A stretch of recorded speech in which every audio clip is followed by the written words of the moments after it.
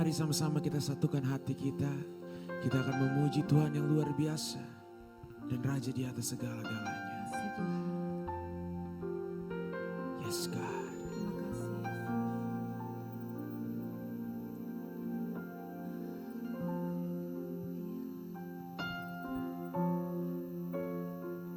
Amin, amin. Engkau sungguh baik Tuhan.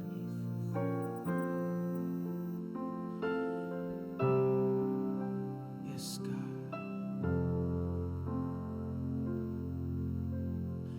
Ya Tuhan, tiap jam ku memerlukanmu. Engkaulah yang memberi sejahtera penuh. Setiap jam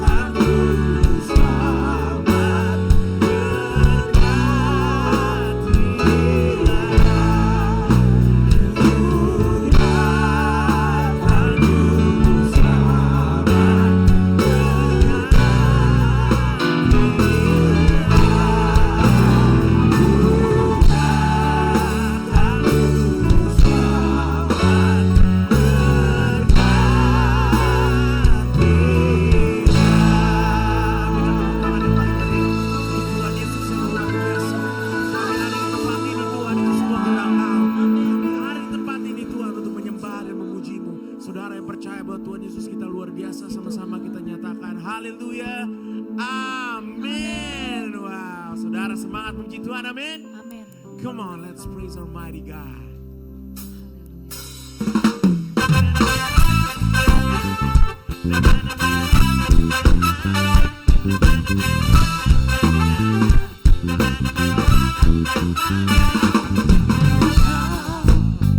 Kan hari esok, namunlah kaku tegak, bukan surya ku harapkan, karena surya kan lenyap.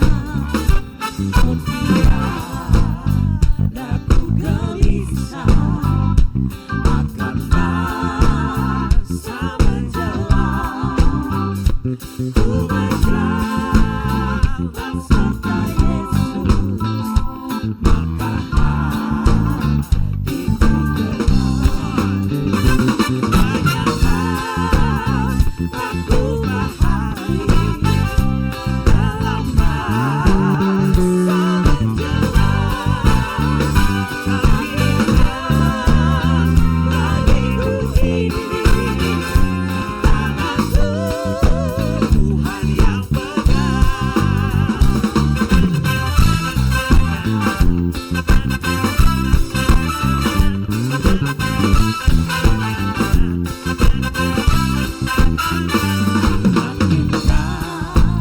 dalam perjalanan ini tinggi aku naik, bebanku makin ringan, makin nambah bayang-bayang. Di sana belakang abadi, tiada tangis dan keluh. Di negeri seberang pelangi, kita akan bertemu. Banyak hal tak ku pahami dalam masa menjelang. Pandeglang bagiku ini tangan Tuhan yang pegang. Tak ku pahami dalam masa menjelang. Bagiku ini tangan Tuhan yang aku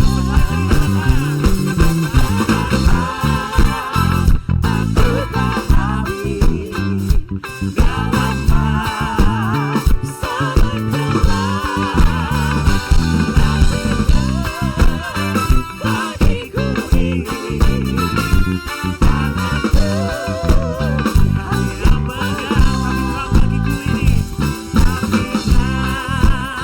Bagiku ini tangan Tuhan yang pegang. Bagiku ini bagiku ini tangan Tuhan yang pegang. Bagiku ini tangan Tuhan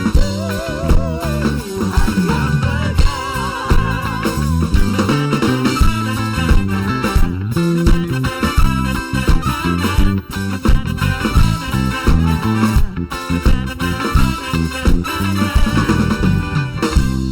Haleluya. Saudara bersuka cita untuk Tuhan Yesus, amin. Sekali lagi kita berikan tepuk tangan yang paling meriah untuk Tuhan. Come on.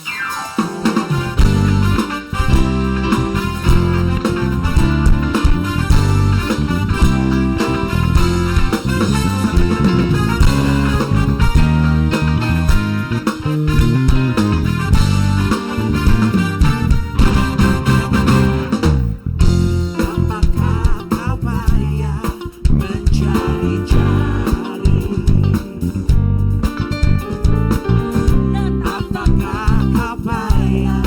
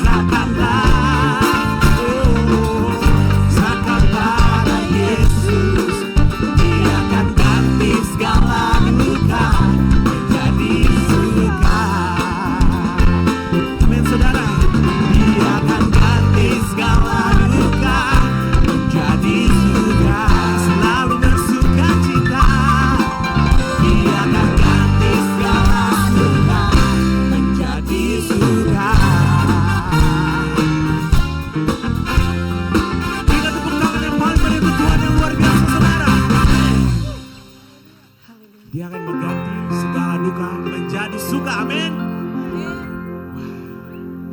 Saudara, saya persilakan untuk duduk kembali. Tetap dengan semangat yang sama. Mari sama-sama kita tenangkan hati kita. Terima kasih Tuhan. Kami serahkan Tuhan semuanya kepadamu. Karena kami percaya bahwa Engkau Tuhan yang luar biasa di hidup kami.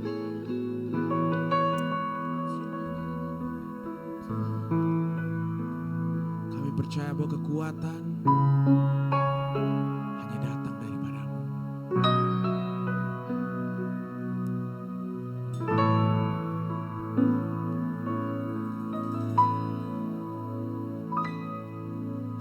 Hanya Engkau Juru Selamatku.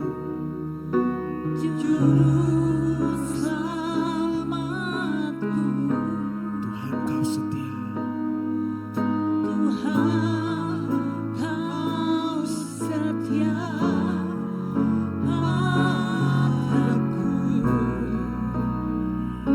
Ku pegang hanya janji-Mu.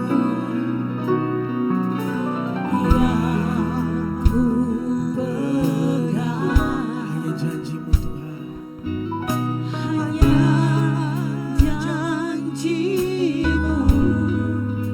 Percayakan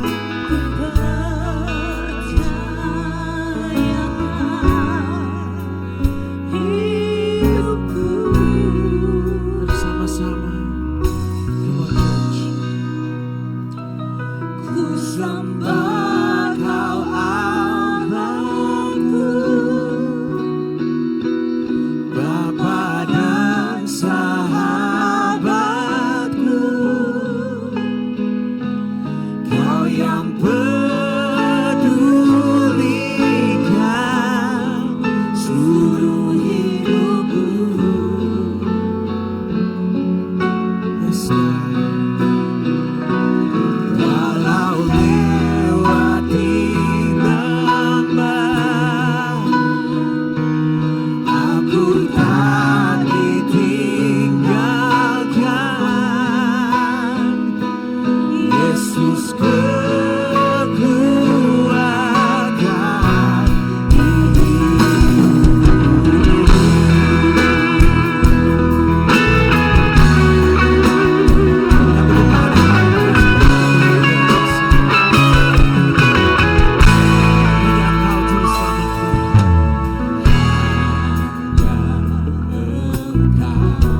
Juru Selamatku.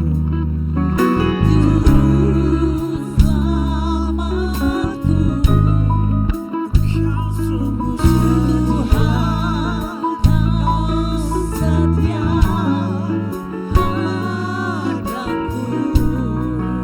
Ku pegang hanya janji-Mu.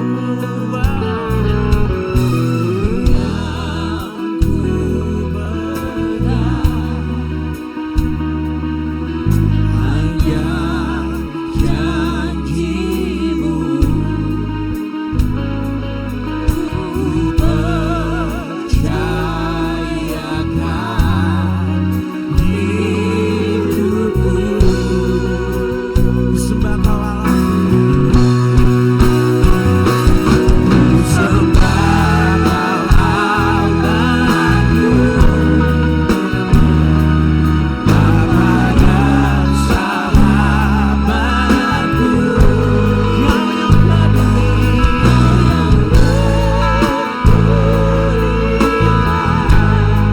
seluruh hidupku.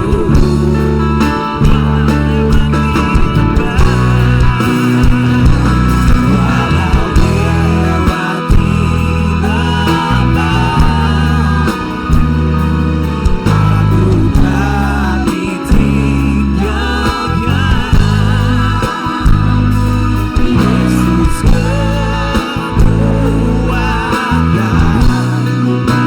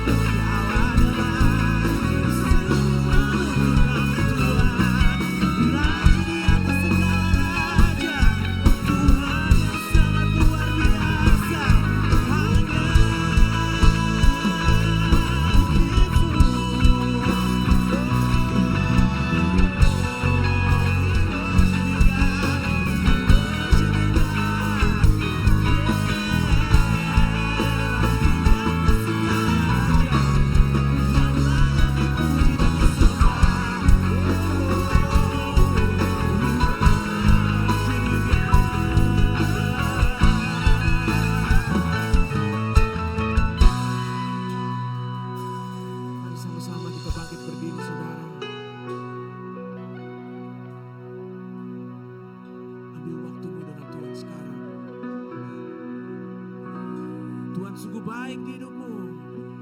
Tuhan sungguh baik di hidup saya. Terima kasih Tuhan. Engkau selalu setia. Engkau tidak pernah meninggalkan kami Tuhan. Yes. Namanya Tuhan Yesus, Raja di atas segala-galanya, yang selalu menolong kami, yang tak pernah meninggalkanmu.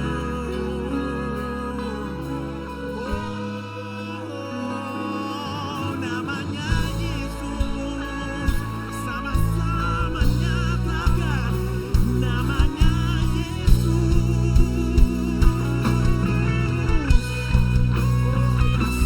Ku sembah Kau Allahku, Bapa dan sahabatku. Kau yang peduli Tuhan, Kau yang pedulikan seluruh hidupku. Tidak pernah Kau tinggalkan kami, walau lewati lembah, ku tak ditinggalkan. Amin, amin. Karena Kau sumber kekuatan, segalanya dinyatakan. Mari sama-sama sembah Tuhan. Ku sembah Kau Allahku, Bapa dan sahabatku. Kau yang pedulikan seluruh hidupku. Amin, amin, amin. Come on, church, sing. Walau lewati lembah, aku tak ditinggalkan.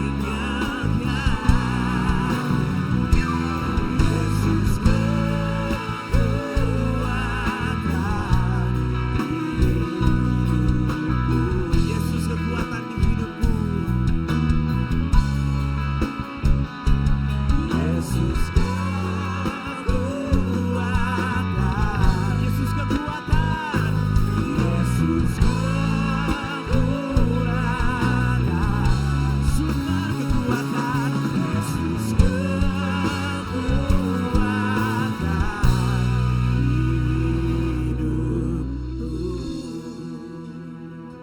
Amin, amin.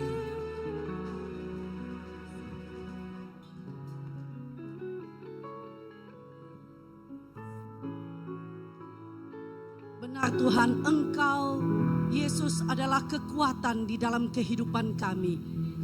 Melewati lembah kekelaman, melewati bayang-bayang maut, bahkan setiap gelombang-gelombang di dalam kehidupan ini, kami tetap percaya kepadamu.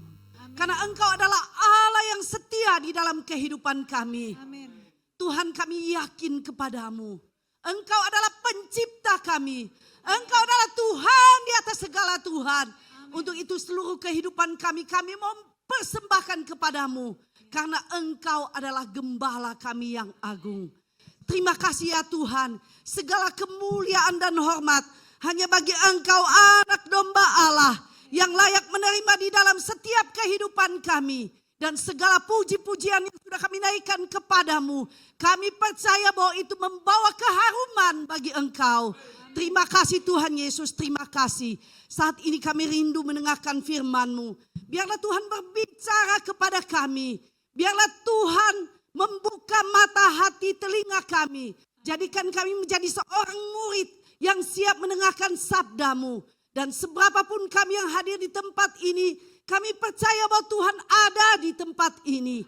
Dan setiap kuasa-kuasa yang tidak berasal daripada Tuhan, hanya di dalam nama Tuhan Yesus keluar dari ruangan ini. Bahkan dalam hati dan pemikiran kami. Tuhan berikanlah kepada kami konsentrasi yang baik. Berikan kepada kami hati seorang murid yang siap mendengarkan sabdamu. Berkati juga hambamu dalam setiap kelemahan hambamu. Tuhan, Engkau saja yang dipermuliakan. Dalam setiap pelayanan hari ini, biarlah nama Tuhan ditinggikan, bukan hambamu. Sembunyikan hambamu di belakang salib Tuhan. Dan biarlah setiap kami dikuasai oleh Roh Allah. Berbicaralah kepada kami ya Tuhan. Karena kami siap mendengarkan sabdamu. Demi Kristus Yesus kami sudah berdoa. Amin. Amin. Silakan duduk. Shalom Bapak Ibu Saudara yang kasih Tuhan. Ya, terima kasih untuk kesempatan yang diberikan kepada saya oleh Pastor Elia dan juga Pastor Tongtong. Terima kasih. Ini yang pertama kali saya pelayanan di tempat ini. Ini sesuatu hak istimewa yang Tuhan anugerahkan. Sebenarnya saya bersyukur kepada Tuhan. Saya tidak bisa berdiri hari ini di tempat ini. Karena dalam perjalanan kami sering melayani di desa-desa, di suku-suku terasing, dan saya sangat bersyukur kepada Tuhan bahwa banyak sekali perbuatan Tuhan. Dan sebelumnya mungkin saya ingin memperkenalkan diri, nama saya Indri Ayu, suami saya Roni Santoso dan anak saya Kesia, anak pertama. Saya mempunyai anak 3. Ini anak pertama, anak kedua ada di Singapura, melanjutkan sekolahnya, sekolah teologi, anak ketiga masih SMA, lagi ada di rumah, ya banyak kerjaan yang harus dikerjakan. Jadi saya bersyukur kepada Tuhan bahwa sebenarnya 26 tahun kami melayani di China. Tahun 92 Tuhan panggil kami menjadi misionaris di China. Dan kemudian sebelum COVID Tuhan suruh kami cepat keluar dari China. Ya, ada banyak sekali kejadian yang di China. Kalau kita bercerita, waktu tidak akan cukup untuk menceritakan keajaiban dan juga mujizat Tuhan, penderitaan, kesukaran, bahkan kesukaan yang Tuhan buat di dalam perjalanan kami 26 tahun di China. Hari ini Tuhan bawa kami keluar dari China karena banyak hal perkara yang Tuhan inginkan kami. Terlambat sedikit mungkin kami sudah ditangkap. Dan itu sudah berkali-kali kami hendak ditangkap. Murid kami membuka gereja bawah tanah, kami membuka sekolah Alkitab untuk gereja bawah tanah. Dan juga kami memberkati, menolong, memberikan seminar di gereja-gereja bawah tanah juga. Bersyukur kepada Tuhan bahwa kami bisa ada di Indonesia. Nah, sebenarnya kenapa saya katakan hari ini saya tidak bisa berdiri? Karena perjalanan kami sekarang di Indonesia kebanyakan di daerah suku-suku terasing. Dan kemarin kami ke Batu, dari Batu naik mobil menuju ke Bali. Dan sampai di Bali saya sudah mulai tepar. Dan saya merinding, meriang. Dan saya harus minum obat, saya pikir saya udah sakit. Ya. Selama di Bali, waduh mulai flu, mulai batuk. Dan pas hari Kamis, mau berangkat kembali ke Tangerang, tiba-tiba suara saya hilang. Sama sekali tidak bisa kedengaran suara. Lalu saya katakan, Tuhan, 2 hari lagi saya mau pelayanan, mau khotbah. Dan khotbah saya bukan hanya di tempat ini, saya khotbah juga tadi pagi saya khotbah di gereja yang lain. Dan kemudian sore ini di tempat ini. Saya katakan kepada Tuhan, Tuhan, berkhotbah membutuhkan satu suara. Kalau saya tidak ada suara bagaimana Tuhan? Tapi Tuhan kuatkan saya, percayalah ya, bahwa Tuhan akan berbuat mujizat. Nah, waktu hari Kamis dari pesawat turun ke bandara, dari bandara kemudian ke rumah, sampai di rumah saya tidak beritahu ke anak-anak bahwa suara saya sudah tidak ada. Waktu saya sampai di rumah, Kesia katakan, Mama, itu sengin sunalia. Mama, suaramu kemana perginya? Ya, kemudian mereka tahu bahwa saya sudah tidak ada suara. Saya masih berdoa dan berharap. Saya katakan, Tuhan, ini hari Kamis, masih ada 2 hari lagi kesempatan bagi saya bahwa suara saya dipulihkan. Maka kalau sekarang ini saya khotbah masih ada serak-seraknya. Ya, kemudian malam, waduh saya katakan masih belum bisa. Besok hari Jumat masih belum bisa juga. Bahkan sepanjang malam saya batuk terus, saya tidak bisa tidur. Dan hari Jumat itu mulai sedikit terbuka suara. Ya puji Tuhan. Saya berharap masih ada 1 hari lagi Tuhan, hari Sabtu. Dan sampai kepada hari Sabtu saya melihat bahwa ada perbaikan yang luar biasa. Dan saya katakan Tuhan terakhir adalah hari Minggu. Yes, Tuhan berikan kepada saya kekuatan karena saya akan khotbah di 2 gereja. Dan hari Minggu saya bisa hadir dan saya bisa berkhotbah meskipun masih ada parau-paraunya. Tetapi saya memuliakan nama Tuhan karena Tuhan membuat mujizat untuk saya. Dalam setiap capaian yang ada. Puji nama Tuhan. Bapak Ibu Saudara yang kasih Tuhan. Tema kita pada sore hari ini. Jadilah orang Kristen yang teruji di dalam kesetiaan. Ya. Ada satu peribahasa yang mengatakan, mungkin next. Ada uang abang sayang, tidak ada uang abang melayang. Mungkin kita sering mendengarkan peribahasa ini, ada uang abang sayang, tidak ada uang abang melayang. Bapak Ibu Saudara yang kasih Tuhan, ayo saya mau bertanya, kira-kira siapa yang tahu apa maksud daripada peribahasa ini? Ada yang tahu arti daripada peribahasa ini? Ada uang abang sayang, tidak ada uang abang melayang. Ada yang punya pengalaman? Angkat tangan. Boleh katakan, tidak apa-apa. Saya senang berinteraksi. Saya tidak hanya monoton, satu saja saya yang khotbah. Ada yang punya pengalaman? Kayaknya nggak punya ya, semua punya duit ya. Luar biasa, puji Tuhan kalau semua punya duit. Tapi saudara, saya ingin memberikan lagi pertanyaan. Kalau seseorang sedang pacaran atau pasangan kita yang sudah punya pasangan, tiba-tiba mengatakan kepada saudara, tiba-tiba ya, ini nggak ada angin, nggak ada hujan, nggak ada badai, tiba-tiba dia datang kepada saudara. Apakah itu istri saudara? Apakah itu suami saudara? Tiba-tiba dia datang mengatakan, sayang, aku pasti akan setia deh kepadamu sampai maut memisahkan kita. Kira-kira ibu-ibu atau bapak-bapak yang punya pasangan mendengar hal ini, apa respon Bapak Ibu Saudara?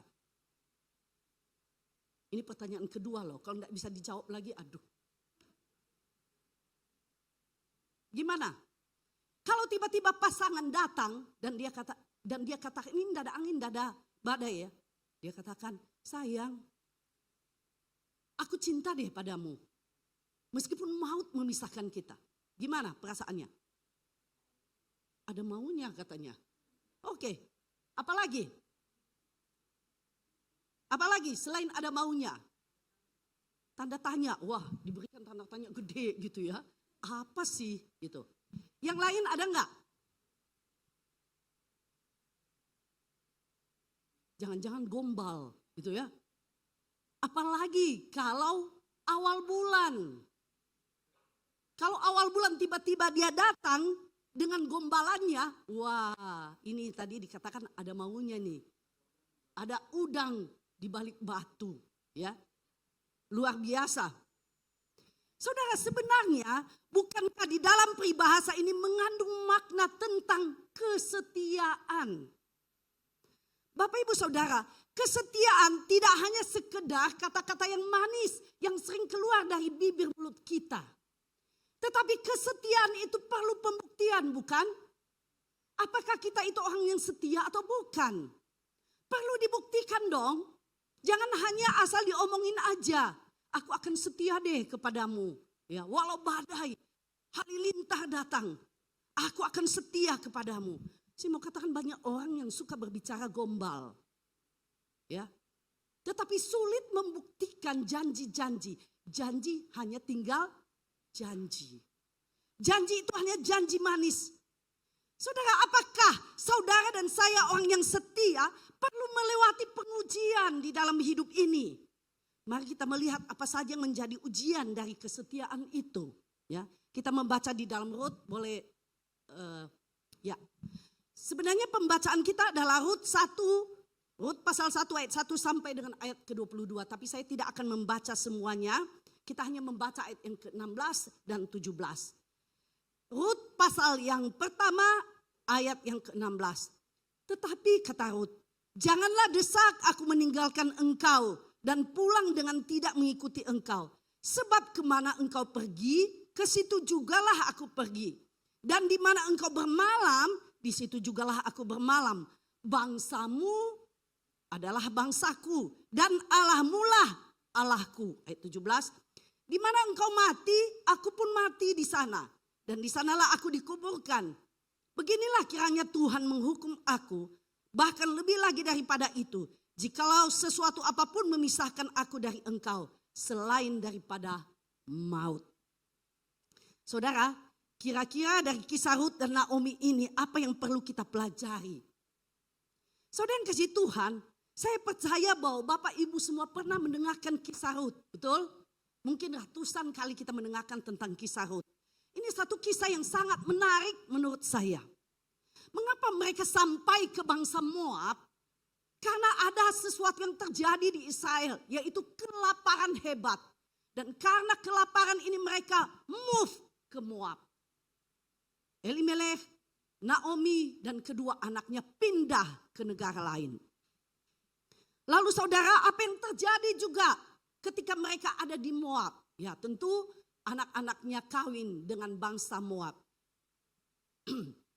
Saudara, ketika mereka ada di Moab, padahal tadi menghindari kelaparan, ya ke Moab. Tapi ternyata di Moab bukan semuanya itu berhasil, tidak. Tetapi ternyata di Moab itu Elimelech meninggal dan kedua anaknya meninggal. Terjadi banyak sekali situasi yang tidak mengenakan di Moab. Lalu Naomi katakan kepada kedua menantunya, ini sekarang aku gak punya deh ya. Gak punya anak lagi yang harus kukawinkan dengan kalian. Seandainya pun aku sekarang menikah lagi, ada anak lahir lagi. Gak mungkin kamu tunggu sampai kemudian kukawinkan lagi kepadamu. Tidak mungkin. Udahlah kalian pulang aja ke rumah kalian masing-masing. Wajar ya, wajar. Apa yang diharapkan lagi kepada Naomi? Tidak ada. Naomi sudah tidak ada apa-apa lagi. Ya. Ketika menantu yang lain mendengar apa usulan daripada mertuanya, langsung dia tinggalkan. Tetapi ada satu yang setia, yaitu Rut. Ya, yaitu Rut. Sebenarnya saya berpikir tidak ada lagi harapan untuk harus bersandar kepada Naomi. Saudara, saya mau katakan, sebenarnya Rut itu bebas. Bebas bukan? Bebas. Dia tidak bersalah. Kan suaminya udah meninggal. Gitu ya. Dia bebas dong. Mau kawin sama siapa lagi terserah dia. Mau tinggal lagi di kotanya juga terserah dia. Mau cari penghidupan yang baik pun terserah dia. Tidak ada lagi yang bisa diharapkan dari mertuanya. Tetapi luar biasa sekali. Rut katakan meskipun dia ada kesempatan untuk bebas. Tetapi dia tidak mengambil kesempatan bebas itu untuk dirinya sendiri. Tapi apa yang dia katakan? Jangan desak aku meninggalkan engkau. Ya, aku tetap mengikuti engkau. Kemana engkau pergi, di situ aku pergi. Bangsamu adalah bangsaku. Allahmu adalah Allahku. Kita tahu padahal bahwa Rut berasal dari Moab. Moab adalah bangsa yang tidak percaya kepada Tuhan. Dan kemudian dia katakan, di mana kamu bermalam, di situ aku bermalam.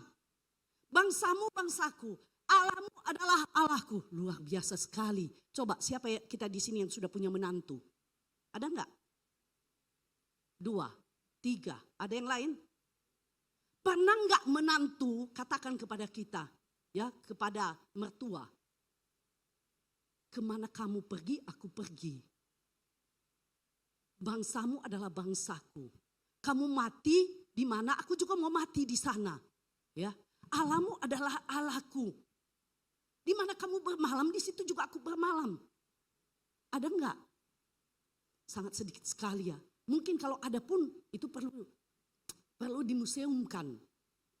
Karena rata-rata sekarang antara menantu dengan mertua yang ada apa? Cekcok, bukan cocok. Yang paling banyak itu cekcok daripada cocok, saudara. Tapi saya katakan ini menantu yang luar biasa. Luar biasa sekali. Dia katakan, di mana kamu pergi, saya pergi. Di mana kamu tidur, saya tidur. Di mana kamu mati, saya situ juga mati. Dikuburkan juga di situ. Luar biasa saudara. Saya mau katakan bahwa Ruth adalah menantu idaman. Coba ibu-ibu ya, kalau punya menantu seperti ini, betapa bahagianya hati ibu-ibu, bukan? Luar biasa. Kita melihat kepada Naomi. Naomi kalau dia pulang, seandainya pulang ke negaranya, mungkin di mana ditaruh mukanya. Biasanya kalau kita pergi ke negara lain, contohnya kalau saya atau anak saya pergi ke Amerika dengan tujuan berhasil, bukan? Tidak ada orang yang keluar negeri mau gagal. Tidak ada ya, semua mau berhasil pulang bawa duit yang banyak. Gitu. Tapi ketika dia mau pulang, misalnya ketika anak saya mau pulang, dia mikir-mikir gua pulang ke Indonesia. Waduh, memalukan papa mama gua, ya. Memalukan orang sekampung kalau kita tinggal di desa. Semua dengar kerabat-kerabat kita nggak bawa uang sepeser pun, nggak bawa apa-apa sepeser pun. Bagaimana? Malu. Tadinya pergi berangkat dengan harapan, begitu banyak harapan yang indah-indah. Sekarang ketika sudah sampai di tanah Moab, terjadi banyak masalah. Mau pulang ke kampung, rasanya tidak ada muka. Saudara, kalau saya ada di Naomi, saya juga akan berpikir begitu. Itulah yang dia katakan kepada Ruth. Jangan ikuti lagi aku. Aku gak punya apa-apa lagi. Pulanglah kamu ke rumah orang tuamu. Saudara, tapi Ruth adalah seorang menantu yang setia. Kemudian dia mengikut Naomi pulang. Sampai di Israel pun kerjanya apa? Mengais jerami di ladang orang. Miskin saudara. Mengais. Menantu luar biasa ya. Siapa yang mau mengais? Menantu kita pun kalau tidak ada uang bagaimana mungkin dia mau setia sama kita. Gitu ya. Tapi Ruth adalah orang yang hebat. Meskipun mengais dan mengais, dia tetap setia kepada mertuanya. Oke, sekarang kita melihat penguji apa? Kesetiaan Ruth. Apa penguji dari kesetiaan Ruth? Yang pertama, waktu. Bisa slide-nya. Slide berikut. Ya, waktu. Penguji daripada kesetiaan adalah waktu. Bapak Ibu Saudara, bukankah kebanyakan orang atau biasanya seseorang akan bertahan jika semua waktu yang dia lalui baik adanya? Betul? Kalau semua baik-baik saja, gua mau setia deh sama lu. Gitu ya? Kalau lu gak punya uang, kalau lu gak punya jabatan, kalau lu gak punya pekerjaan, bagaimana gua bisa setia? Kalau semua baik-baik saja, maka setia. Jika semua yang diinginkan tercukupi dan terpenuhi, setia. Tetapi bagaimana jika waktu-waktu yang dia lalui itu tidak baik? Apakah dia bisa bertahan untuk setia? Ini pertanyaan. Saudara, Ruth telah membuktikan kesetiaannya di dalam waktu. Ketika suaminya mati dan tidak ada pegangan hidup, mertuanya Naomi yang sudah tidak punya apa-apa lagi, habis-habisan semuanya. Sekali lagi, dia adalah wanita yang luar biasa, mau hidup miskin bersama Naomi, mertuanya. Saudara, waktu yang dilalui menjadi bukti dari kesetiaannya kepada Naomi, mertuanya, dan kepada Tuhan. Maka dia katakan, bangsamu adalah bangsaku, Allahmu adalah Allahku. Saudara, luar biasa sekali. Waktu memang benar-benar sebuah batu ujian. Saudara, saya pernah ditelepon oleh seorang misionaris yang ada di tempat yang sangat susah. Dan dia tidak kenal saya. Sampai hari ini saya belum pernah ketemu dengan dia. Tapi dia tahu nama saya dari mana, saya tidak tahu. Terus kemudian dia telepon saya. Dia menceritakan semua unek-uneknya. Sudah 10 tahun kami di tempat ini. Menderita luar biasa, anak-anak menderita. Selalu dapat teror ya dari agama lain dan segala macam. Dia nangis-nangis. Saya katakan, tepat sekali kamu berbicara kepada saya. 26 tahun kami melayani di China. Bukan satu hal yang gampang. Tahun 92 Tuhan panggil kami di sana. Saya mau katakan nyawa menjadi taruhan. Kalau hari ini kami bisa berdiri di sini, kami ada dan bisa pulang di Indonesia, itu sesuatu hal yang luar biasa karena kesetiaan Tuhan kepada kami. 26 tahun, hampir berapa kali ditangkap. Murid-murid sudah sempat ditangkap 2 orang. Dan kami pernah lari dari sana kemari, keliling-keliling pernah lari menghilangkan jejak. 26 tahun di China, 20 kali pindah-pindah rumah. Bukan karena kami banyak rumah, sampai tidak sanggup lagi untuk mondok di rumah yang lain, tidak. Karena menghilangkan jejak. 26 tahun, 20 kali pindah-pindah rumah.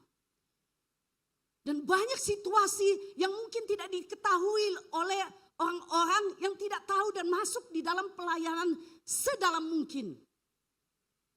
Saudara, saya mau katakan itu suatu hal yang mengerikan. Berapa kali kami didatangi polisi. Tapi sehelai rambut kami pun tidak diizinkan Tuhan. Tanpa seizin Tuhan bahwa mereka tidak bisa. Dan waktu kami lari dari pelarian dari satu tempat, tiba-tiba saya mendapatkan informasi, kan anak saya waktu itu Kesia ini, masih SD, tiba-tiba dari sekolah katakan bahwa secepat mungkin bawa anakmu periksa ke dokter. Kami sudah lari-lari dalam pelarian nih, foto kami sudah masuk ke polisi. Tinggal diciduk, lagi ditanya di mana dan segala macam. Waktu tiba-tiba begitu saya bawa dia ke rumah sakit, dan dokter katakan, sudah 2 dokter, 2 kali diperiksa oleh dokter spesialis. Kata dokter, mata anakmu menuju kebutaan.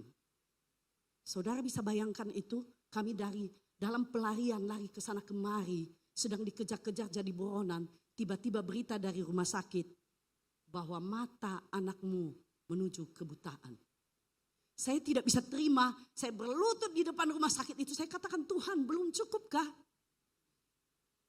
Saya sudah menyerahkan diri kepada Tuhan, kami sudah menyerahkan diri kepada Tuhan. Siapa yang berani datang ke China tahun 92? Untuk tinggal lama-lama di China. Untuk menjadi hamba Tuhan itu enak di Indonesia. Enak di negara-negara terbuka. Enak. Di negara bebas enak. Tidak pernah dikejar-kejar. Mau nama terkenal, gampang saudara pasang di media semuanya. Itu kan yang dicari orang. Bahwa terkenal, semakin engkau terkenal, semakin engkau diundang-undang kemana-mana, bukan? Semakin engkau hebat. Tetapi orang yang dipakai luar biasa di China adalah orang yang tanpa nama, tanpa embel-embel, tamatan apa, apalagi teologi. Ya, kami dua-dua keluaran teologi. Orang yang dipakai oleh Tuhan secara luar biasa adalah orang yang tidak ada nama, tidak dikenal, dan tidak bisa pasang media. Selama 26 tahun saya tidak pernah masuk Facebook dan tidak tahu berita apapun. Di Indonesia saja saya baru tahu. Saudara, semakin kita terkenal di sana, semakin cepat pindah alamat masuk ke penjara. Semakin kita tidak ditahu, semakin kita bisa bergerak di gereja bawah tanah. Itu luar biasanya, dan itu perbedaannya dengan hamba Tuhan Indonesia dan hamba Tuhan yang melayani di China. Saya berpikir-pikir terlalu banyak air mata yang dikeluarkan. Menanam lutut, menyiram air mata. Saya kehilangan bayi 2. Sebenarnya saya sudah mati. Saya tidak bisa berdiri di sini saudara. Kalau bukan Tuhan yang kasih hidup saya. Waktu taifun di Hong Kong itu begitu luar biasa. Saya pendarahan, semua tertutup. Rumah sakit, tidak ada pertolongan. Hanya 2 saya berdua dengan suami saya di apartemen teman. Dan itu pendarahan, menggumpal-gumpal, dia ambil ember. Setiap kali itu ember penuh dia buang. Setiap kali ember penuh dia buang. Dan tidak ada pertolongan sepanjang malam. Dari pagi sampai malam. Dan sebenarnya saya sudah lewat. Tapi bagaimana kasih setia Tuhan, saya tidak pernah lupakan. Kami tidak pernah lupakan apa yang Tuhan buat. Bagaimana proses kesetiaan itu tidak gampang. Berapa kali saya mau melarikan diri. Berapa kali saya katakan Tuhan sudah cukup, saya tidak mau jadi hamba Tuhan. Tetapi Tuhan adalah Tuhan yang setia. Ini hanya sebagian kecil yang saya ceritakan saudara. Saya juga menulis buku. Kisah perjalanan saya. Perjalanan kami sekeluarga. Saudara, waktu hari kedua badai masih terus terjadi di Hong Kong. Itu karena kami harus keluar ke Hong Kong. Karena visa kami harus diperpanjang dan ada pertemuan. Dan kemudian teman yang ada di pulau yang punya apartemen itu yang kasih pinjam kami. Dia katakan saya nggak bisa keluar, bagaimana keadaan kamu? Saya nggak bisa menolong sekarang ini karena badai gelombang masih terus menerus terjadi. Dan dia katakan saya tunggu dulu, jikalau badai berhenti sampai sore hari saya cepat-cepat untuk pergi untuk menolong kalian. Sampai sore hari kami tunggu, saya sudah lemah, saya sudah tidak berdaya. Kemudian dia datang secepat mungkin, masih ada badai-badai sedikit. Kemudian dia cari rumah sakit klinik yang masih bukan emergensi. Dan waktu kami dibawa situ, itu pintunya tertutup, hanya kecil saja dibuka karena masih ada sisa-sisa badai. Waktu saya masuk, kemudian dokter cepat menangani saya. Dan dokter geleng-geleng kepala, dokter katakan, bagaimana kamu bisa hidup? Sebenarnya kamu sudah mati. Bagaimana kamu bisa hidup? Kalau bukan Tuhan, saya tidak bisa hidup hari ini. Tapi saya mau katakan, ujian kesetiaan itu tidak gampang. Proses itu tidak gampang. Dan saya sangat bersyukur kepada Tuhan. Maka hari ini semakin semangat melayani Tuhan. Cari jiwa kepada Tuhan. Karena pengalaman hidup bersama dengan Tuhan 26 tahun di ladang misi tidak bisa dibeli dengan uang. Tidak bisa. Maka banyak gereja yang mau nawarin. Ya, ada beberapa gereja nawarin. Masuklah ke gereja kami. Kamu butuh apa? Saya kasih. Fasilitas saya kasih. Tapi saya berkata dalam hati saya, kalau kami bisa menjual Tuhan hanya karena fasilitas, kami bukan hamba Tuhan. Kami adalah hamba uang. Integritas sebagai hamba Tuhan harus ditegakkan. Kesetiaan kepada Tuhan bukan karena uang fasilitas, bukan. Tetapi karena kita mencintai Tuhan. Maka kita melakukan pekerjaan-pekerjaan yang luar biasa. Saudara, bisa nggak kita membayangkan situasi para misionaris, anak-anak Tuhan yang ada di negara-negara yang sulit saat ini? Tentu kita tidak dapat membayangkan kengerian yang mereka hadapi dan alami. Kita berdoa agar mereka tetap kuat melewati waktu-waktu yang sulit. Ada berapa banyak misionaris China yang dikirim waktu itu ke Suriah. Waktu masa-masa ISIS, banyak saudara. Kami mengenal ada 100 orang khusus pergi ke negara Arab. Dan ada yang ditembak mati, masih anak muda, usia masih muda. Tapi mereka adalah pahlawan-pahlawan iman. Mereka adalah orang yang tidak memperdulikan dirinya sendiri. Tetapi mereka adalah pejuang-pejuang iman bagi kerajaan Allah.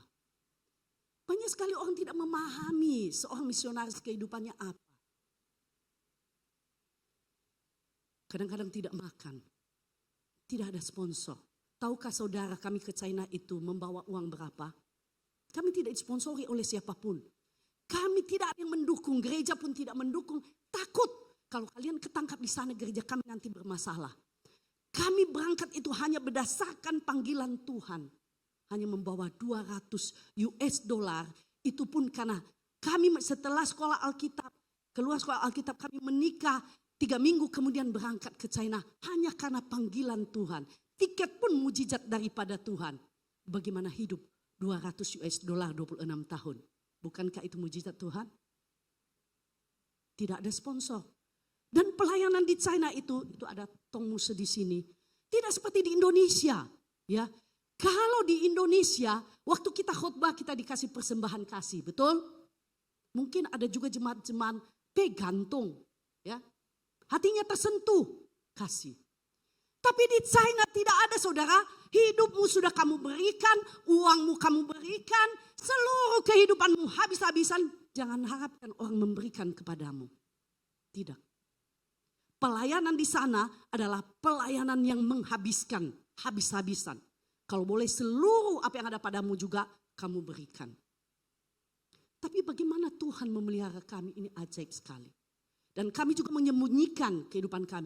Kalau saya bercerita nanti 40 menit, habis saudara waktunya. Tapi Tuhan ajaib sekali saya mau katakan. Tidak ada beras, Tuhan kasih beras. Saya tidak minta-minta di telinga orang, tidak. Tapi tepat waktunya tidak ada minyak, Tuhan kirim minyak. Hanya sampai di depan pintu rumah ada minyak. Kesetiaan diuji saat waktu yang dilalui itu sulit saudara. Sebenarnya secara manusia, adakah alasan bagi Rut juga untuk ikut mertuanya? Sekali lagi tidak. Tetapi sekali lagi dia membuktikan kesetiaan. Sekarang bagaimana dengan saudara? Apakah waktu telah menentukan kesetiaan saudara? Atau waktu telah membuat saudara tidak setia kepada Tuhan? Kita perlu merenungkan semua ini. Adakah waktu menguatkan iman kita? Atau waktu telah mengikis dan menghancurkan kepercayaan kita kepada Tuhan? Saudara, apa yang membuat kami bertahan dan setia selama 26 tahun di China? Apa yang membuat kami setelah keluar dari China pun harus pergi ke pelosok-pelosok. Kalau memilih sebenarnya saudara, kami bisa istirahat. Sudah capek di sana, istirahat sajalah di rumah. Yang ji, yang sema, ya, pelihara ayam, pelihara apa. Karena suami saya sedang bertukang, sedang melihara, dan saya sedang bercocok tanam. Istirahat karena sudah cukup capek. Dan sebenarnya yang lain juga sudah sampai di Indonesia, masuklah. Kan kamu udah capek di sana, enggak ada sponsor, enggak ada segala-galanya. Sekarang masuklah ke gereja yang aman, betul ya? Pilihannya begitu ya. Yang bisa memberikan semua kepada kamu. Udah cukup dulunya 26 tahun. Tapi saudara, kami lebih senang memilih masuk ke daerah-daerah yang sangat-sangat sulit, ke suku-suku terasing. Kami senang membagi Injil, memberkati mereka, menolong mereka. Di dalam setiap keterbatasan kami menolong mereka karena Bapa kita adalah Bapa yang kaya. Amin. Saudara, yang kedua, tadi waktu. Yang kedua, slide-nya, kesepian. Saya mau tanya, apakah saudara pernah tahu, apakah saudara pernah atau sering kesepian? Ada di antara kita yang sering kesepian? Saudara, saya mau katakan siapapun, mungkin kita pernah, bukan itu. Oh, ini masalah waktu tadi ya. Saya mau katakan bahwa apa yang membuat kami bisa bertahan di dalam pelayanan, karena ini saudara, banyak sekali mutiara-mutiara indah. Kami berjalan dari satu tempat ke tempat yang lain, membagi Injil bagi orang. Kebetulan anak saya dokter Chinese medicine, dia tusuk jarum dan kami membawa jarum-jarum ini. Suami saya juga bisa di desa-desa yang penuh orang-orang sakit, menolong mereka dimanapun sambil membagikan firman Tuhan kepada mereka, Injil kepada mereka. Itu yang membuat kami tetap setia kepada Tuhan karena banyak mutiara-mutiara indah. Jiwa-jiwa yang perlu dibawa kepada Tuhan. Oke, next, kesepian. Saya katakan bahwa setiap orang mungkin pernah mengalami kesepian dan itu manusiawi saudara. Ya.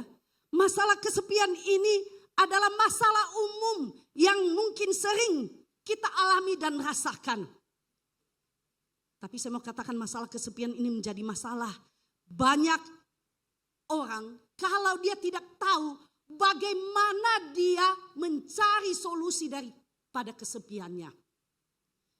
Kesepian ini bisa menjadi masalah besar jikalau kita tidak tahu bahwa apa yang perlu kita lakukan dan kemana kita lari pada saat kita kesepian. Ya, rata-rata kami melayani dua ya di China, itu satu anak-anak Indonesia, yaitu mahasiswa Indonesia selama 22 tahun. Dan yang kedua adalah underground church. Kami buka sekolah Alkitab khusus untuk orang China. Dan saya mau katakan bahwa banyak anak-anak yang yang belajar di China rata-rata mengalami kesepian saudara. Dalam pergaulan, akhirnya mereka lari di dalam pergaulan yang tidak baik, hidup tidak karu-karuan, dan semua kehidupan mereka kacau balau. Dan di sana kami menolong mereka bagaimana hidup kembali kepada Tuhan. Saudara, itulah tantangan. Kesetiaan bagi setiap orang itu sangat besar. Bukan hanya dalam masalah pergaulan. Tetapi saya mau katakan bahwa integritas sebagai anak Tuhan sering diuji. Apakah kita tetap berdiri sebagai anak Tuhan yang tetap bertahan pada panggilan Tuhan dalam hidup kita? Ini sangat penting sekali. Anak saya Kesia juga mengalami masa yang susah sekali waktu kuliah. Dia mengambil kedokteran. Karena rata-rata semua di atas dia itu orang belum percaya, banyak yang tidak percaya kepada Tuhan. Dan tantangan-tantangan itu banyak saudara. Ditawarin rokok, minum-minuman, ke bar, seks bebas dan segala macam. Tetapi dia katakan, saya adalah anak Tuhan. Enggak gampang saudara, itu bisa dihina, dibully. Ya. Tetapi saya sangat bersyukur sekali anak-anak semua tetap berdiri di dalam jalan Tuhan. Haris itu yang sekarang sekolah di Singapura. Menghadapi juga banyak sekali menangis di sekolah karena ditayangkan film Yesus. Kemudian dihina di situ. Jangan kamu percaya ini bohong semua. Diputar balikan semua tentang kekristenan. Dan dia pulang rumah nangis-nangis. Anak-anak pada waktu masuk sekolah harus berjanji aku adalah anak komunis. Mereka ada penerimaan itu saudara. Dan saya melihat bahwa tantangan itu luar biasa sekali. Saya pernah memberikan seminar. Dan seorang ibu katakan seminar tentang keluarga. Kemudian seorang ibu katakan, saya pusing sekali dengan suami saya. Suami saya itu pulang dari tempat kerjaan sampai di rumah yang dia pegang adalah HP. Lihat HP, ketawa-ketawa sendiri, senyum-senyum sendiri. Kemudian tidak pernah ada komunikasi dengan istrinya. Yang ada ketawa senyum-senyum sendiri. Tidak tahu dia ketawa sama siapa, senyum sama siapa. Seperti orang gila. Lalu istrinya kesepian. Sebaliknya bisa terjadi, istri juga demikian bukan? Lalu suaminya kesepian. Kemudian cari di mana? Cari di luar. Kebetulan ketemu mantan yang dulu. Banyak sekarang reuni mantan loh. Ya enggak? Mantan SD, mantan SMP, mantan, ya maksud saya reuni SD, reuni SMP, SMA, universitas, reuni semua. Yang ketemu adalah mantan. Tadinya enggak ada apa-apa. Biasa-biasa saja. Kemudian menjadi luar biasa, hebat ya, menjadi luar biasa. Saudara, ini menjadi tantangan zaman. Kalau kita tidak setia kepada Tuhan, gampang saudara. Gampang sekali kita terbawa arus. Saudara, jangankan bilang yang jauh itu jauh hubungannya. Tetapi saya mau katakan orang yang di dalam rumah pun sering mengalami kesepian, bukan? Yang dekat pun sering mengalami kesepian. Yang satu rumah juga sering mengalami kesepian. Apalagi yang punya rumah 2 tingkat, 3 tingkat. Semua main WhatsApp kalau memanggil. Iya enggak? Padahal satu rumah loh. Satu rumah tetapi per telepon. Halo, kamu ada di tingkat mana sekarang? Turun makan. Gitu ya. Satu rumah. Komunikasi semua by media. Banyak hal di zaman sekarang ini yang bisa menjauhkan hubungan kita satu dengan yang lain. Pekerjaan, kesibukan, merusak semua tatanan kehidupan. Jarak bisa menentukan kesetiaan dan bisa juga merusak kesetiaan. Tergantung kita yang memainkannya. Dekat atau jauh semua bisa menjadi masalah. Jika kita tidak takut akan Tuhan, maka akan menjadi masalah besar. Yang ketiga, yang terakhir. Situasi. Saudara, jika situasi baik, mungkin lebih mudah untuk kita setia. Sekali lagi, bagaimana jika situasi buruk? Ya, ini saja ya saya mau katakan bahwa semasa pandemi itu satu situasi yang paling sulit buat kita bukan? Bahkan efeknya sampai hari ini banyak. Gereja-gereja itu waduh mengeluh semua karena jemaat tidak ada. Ya, maintenance-nya mahal, segala macam. Saudara, semua sulit. Dan waktu saya membaca ya di media, waktu masa Covid itu angka perceraian itu begitu luar biasa, saudara. Di China meningkat 40%. Setiap 10 keluarga ada 4 keluarga yang bercerai. Di Indonesia meningkat 5% dari 5.709 perkara ada 3.513 yang bercerai. Itu per 3 bulan sampai ke 6 bulan. Covid kita berapa lama? Cukup panjang ya. Bayangkan ini perceraian ini 3 bulan sampai 6 bulan. Perkiraannya begitu. Amerika itu 50% saudara. 50%. Saudara, saya mau katakan apa penyebabnya? Banyak saudara, banyak penyebabnya. Dulu kalau tidak pulang-pulang rumah, waktu belum Covid, tidak apa-apa asal dia bawa duit, tidak masalah tidak pulang rumah. Sekarang disuruh stay di dalam rumah, pusing. Gitu ya. Ketemu dia lagi. Bolak-balik rute perjalanannya, tempat makan, WC, kamar tidur, dapur, balik lagi ruang tamu. Gitu saja ya. Dan saya mau katakan itulah yang membuat akhirnya orang-orang mulai gelisah karena tidak menghasilkan uang. Saudara kasih Tuhan, mari kita belajar untuk tetap setia kepada Tuhan. Demikian juga di dalam gereja. Sedikit tidak senang, orang kecewa, langsung out dari gereja. Tidak cocok. Mau cari gereja yang cocok. Ya, komplain sana sini. Selalu merasa tidak cocok. Ayo kita berpikir mau cari gereja yang cocok itu di mana? Adakah gereja yang sempurna? Tidak ada. Ya. Tetapi kita belajar untuk mencocokkan hidup kita. Tuhan juga datang mencocokkan dirinya kepada kita, bukan? Sebenarnya Tuhan itu cocok enggak sama kita? Enggak cocok, saudara, kita orang berdosa semua. Dia akan binasakan kita semua karena tidak cocok sama dia. Tetapi Tuhan datang dengan kerendahan hati, mencocokkan dengan kita. Maka kita diselamatkan. Diselamatkan oleh Tuhan. Yang tidak cocok dan berdosa ini diselamatkan oleh Tuhan. Kita melihat ayat firman Tuhan. Ada 2 ayat firman Tuhan terakhir. 2 Korintus 4 ayat 17. Kita baca bersama-sama. 1, 2, 3. Sebab penderitaan ringan yang sekarang ini mengerjakan bagi kami kemuliaan kekal yang melebihi segala-galanya, jauh lebih besar daripada penderitaan kami.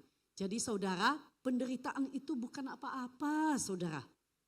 Kalau saudara mengalami banyak gejolak dalam keluarga, hubungan satu dengan yang lain, suami istri dengan menantu, anak-anak segala macam, itu bukan apa-apa, ya. Karena hal semuanya itu mempersiapkan saudara untuk menerima kemuliaan daripada Tuhan. Amin. Firman Tuhan yang terakhir. Amsal 20 ayat 6, mari kita baca bersama-sama lagi. Banyak orang menyebut diri baik hati. Tetapi orang yang setia, siapakah menemukannya? Banyak orang yang baik hati loh. Di gereja banyak orang yang baik hati. Benar? Benar. Kita sering melihat itu banyak orang yang baik hati. Di luar juga banyak orang yang baik hati. Tetapi firman Tuhan katakan, orang yang setia, siapakah menemukannya? Ini menandakan bahwa betapa langkanya kesetiaan itu. Betul? Sangat-sangat langka, saudara. Maka kita perlu setia kepada Tuhan. Kita perlu tetap mengandalkan Tuhan dalam hidup ini. Maka engkau akan merasakan kesetiaan Tuhan tidak pernah lepas di dalam hidupmu. Dalam semua kesulitan hidupmu. Amin. Mari kita berdoa. Kita masuk dalam doa. Mungkin ada di antara kita yang tidak setia kepada Tuhan. Tapi hari ini Tuhan berbicara kepada kita. Mengoreksi lagi kehidupan kita.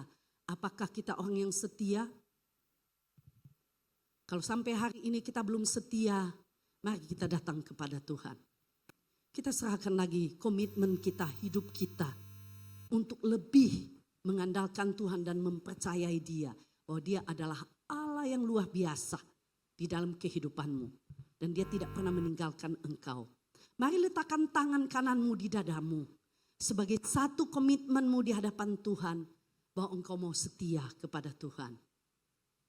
Kau letakkan tanganmu di dadamu. Dan percaya bahwa Tuhan akan memberkati hidupmu. Bapa di dalam surga, Tuhan melihat setiap tangan-tangan kami yang diletakkan di dada kami.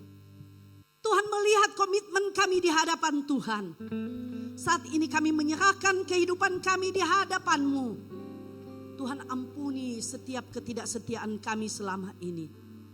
Ampuni karena kami khawatir. Ampuni karena kami ragu-ragu kepadamu. Ampuni ketakutan-ketakutan kami sebagai manusia. Saat ini ya Tuhan, dengan segala kerendahan hati, kami mau menyerahkan kehidupan kami lagi di hadapan Tuhan.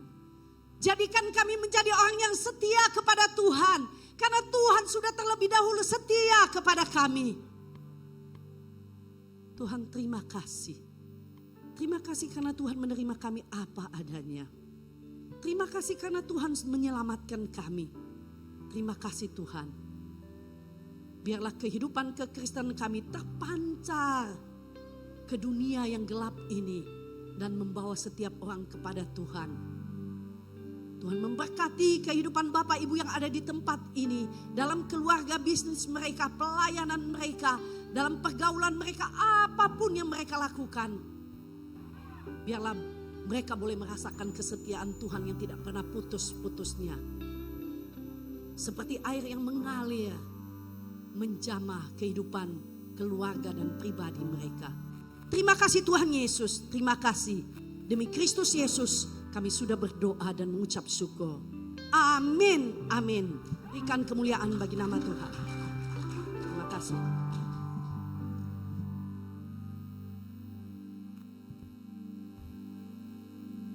Haleluya, saudara diberkati, amin. Sekali lagi kita berikan tepuk tangan yang paling meriah untuk Tuhan Yesus yang luar biasa.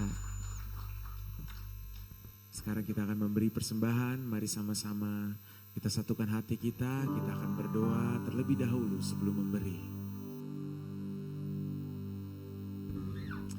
Mari kita berdoa. Bapa, kami mengucap syukur, kami berterima kasih. Pada sore hari ini kami bisa berkumpul di sini, bisa menyembah, bisa memuji-Mu, bisa mendengarkan firman. Itu semua karena Engkau sungguh baik.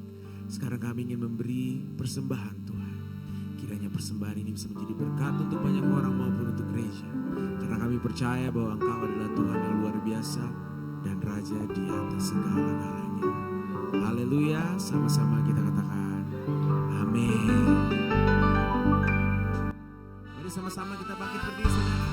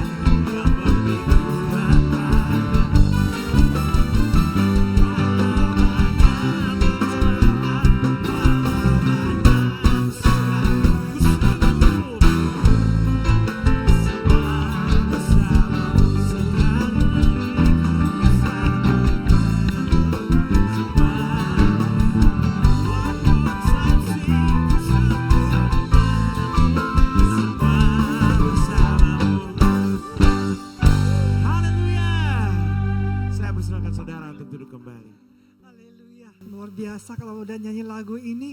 Saya lihat Ibu Yaya tarik tambang nih.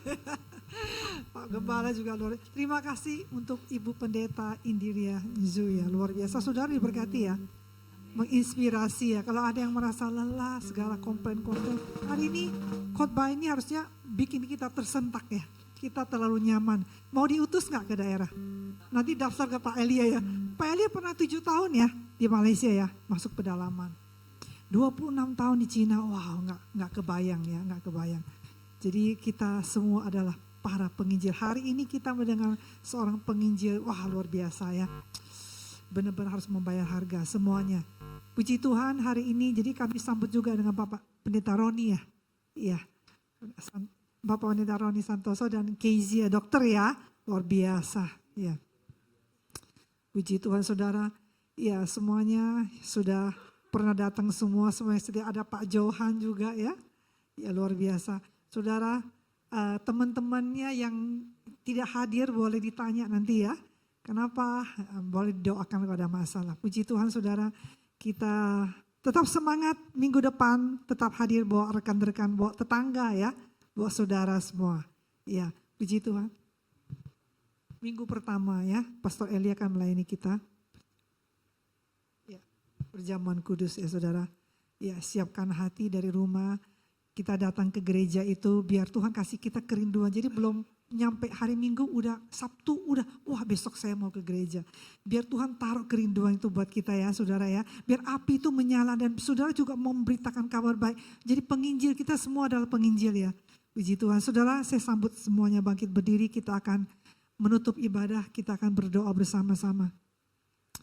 Kami bersyukur Bapa, terima kasih untuk waktu yang Kau berikan. Waktu saat ini kami masih bisa mendengar firman Tuhan. Kami diingatkan kembali untuk kami boleh menjadi hamba-Mu yang setia. Mau mengiring Engkau setia Tuhan. Di dalam pelayanan kami ada kesetiaan, ketaatan kami. Kami tidak memilih-milih firman mana yang harus kami ikuti. Tapi kami mau melakukan apa yang Tuhan mau. Yang tertulis di dalam firman Tuhan. Terima kasih kami arahkan tangan kami untuk hamba-Mu.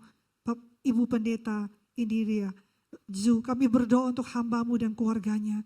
Mereka melayani Engkau, mereka telah diutus selama 26 tahun di China. Dan mereka melayani sekarang di pedalaman sebagai penginjil. Tuhan limpahkan kekuatan, kesehatan, mencukupi segala kebutuhan mereka Tuhan. Engkau melimpahin mereka dengan kasih sayang, kebajikan dan kemurahan Tuhan. Dan perlindungan Tuhan yang sempurna kemana hamba-hamba-Mu ini melayani Tuhan. Biar banyak jiwa dipulihkan. Dan biarlah pelayanan hamba-hamba-Mu ini membawa dampak Tuhan, dampak yang besar untuk bangsa ini. Kami percaya karena Engkau mengasihi bangsa ini, Engkau membangkitkan para penginjil. Terima kasih Tuhan untuk hamba-hamba-Mu ini. Kami juga arahkan tangan kami untuk Pastor Elia dan Pastor Teresa, Tuhan kedua hamba-Mu yang menggembalakan di tempat ini. Terima kasih Tuhan, biar hamba-hamba-Mu ini terus juga Tuhan mendengar suara-Mu, mendapatkan kepekaan lebih dan lebih lagi, pengurapan Tuhan yang baru senantiasa menuntun kedua hamba-Mu untuk membangun jemaat di ibadah Mandarin dan ibadah Indonesia di sore hari ini. Berikan kekuatan dan kesehatan dan sukacita, damai sejahtera Tuhan selalu menyertai kedua hamba-Mu. Apapun yang mereka kerjakan, Tuhan selalu menyertai, Tuhan selalu menuntun kedua hamba-Mu dan berkati keluarga besarnya dimanapun berada. Seluruh keluarga besarnya Tuhan, keluarga besar hamba-Mu di dalam perlindungan dan penyertaan Tuhan. Terima kasih, kami juga berdoa untuk keluarga besar GSKI Bethel Peak di tempat ini. Anak-anak yang datang maupun yang tidak datang, yang sedang ada di rumah. Tuhan, kami tidak tahu apa yang sedang terjadi. Mungkin ada yang dalam kelelahan, mungkin mereka Tuhan di dalam iman yang lemah. Kami berdoa biar Tuhan menjamah dan melawat mereka semua anak-anak-Mu. Dan kami boleh kembali untuk beribadah minggu pertama bulan September Tuhan. Kami mau menyiapkan hati kami menerima perjamuan kudus ya Tuhan. Terima kasih untuk semua anak-anak-Mu yang setia yang datang. Kami percaya setiap orang yang mencari Tuhan akan mendapatkan upahnya, terlebih orang-orang yang setia dan taat kepada Engkau. Terima kasih Bapa, terima kasih untuk semua kebaikan Tuhan di dalam keluarga besar GSKI Bethel Peak ini. Semua pelayan-pelayan Tuhan juga dalam perlindungan dan penyertaan Tuhan. Engkau akan bawa kami kembali minggu depan dan minggu-minggu selanjutnya. Terima kasih, kami bersyukur Tuhan. Kami bersyukur untuk bulan ini Tuhan. Kami yang telah merayakan Indonesia kemerdekaan yang ke-79. Kami bersyukur untuk bangsa kami. Kami bersyukur pemerintahan kami Tuhan. Juga di daerah-daerah akan diadakan Tuhan pilkada serentak Tuhan. Oh, kami berdoa Tuhan Yesus, Engkau memberikan keamanan Tuhan. Engkau memberkati Tuhan TNI Polri juga seluruh ASN Tuhan, agar dapat menjaga netralitas Tuhan di dalam pemilihan daerah, kepala daerah. Kami percaya Tuhan memberikan kepada kami, memunculkan pemimpin-pemimpin Tuhan yang baik, yang punya hati untuk membangun negeri, yang punya integritas, yang punya kesetiaan dan takut akan Tuhan. Tuhan akan tempatkan orang-orang, Tuhan memilih. Kami bersyukur juga Tuhan untuk Bapak Presiden kami Tuhan, untuk Bapak Jokowi Tuhan yang akan mengakhiri masa jabatannya. Tuhan memberkati hamba-hambamu Tuhan, dan akan ada pergantian kepemimpinan Tuhan tanggal 20 Oktober untuk pelantikan untuk presiden terpilih dan wakil presiden terpilih. Tuhan memberkati hamba-hambamu ini Tuhan, agar mereka diberikan hati, diberikan ketaatan, berikan pengenalan akan Tuhan untuk menjalani negeri ini, untuk memimpin negeri ini, membangun negeri ini, memulai sesuatu yang baik ya Tuhan. Kami percaya Tuhan senantiasa campur tangan dan Tuhan ada di negeri kami ini. Tuhan tidak pernah meninggalkan Indonesia, karena Indonesia Tuhan sudah rencanakan untuk jadi berkat bahkan bagi bangsa-bangsa. Terima kasih Bapa, Engkau luar biasa. Jadikan kami semua murid yang taat dan setia. Dan akhirnya bagimulah segala pujian, bagimulah segala hikmat, bagimulah segala kekuatan, kemuliaan, kebenaran dari dulu, sekarang, dan sampai selama-lamanya.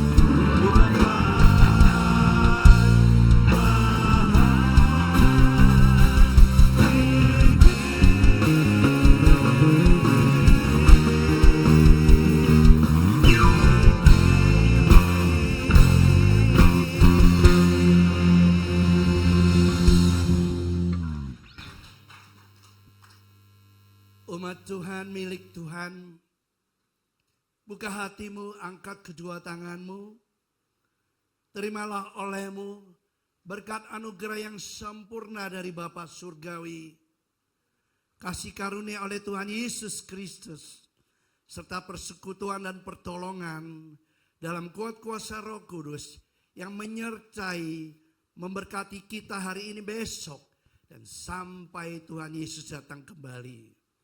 Umat yang percaya, yang terima berkat, mari sama-sama katakan amin.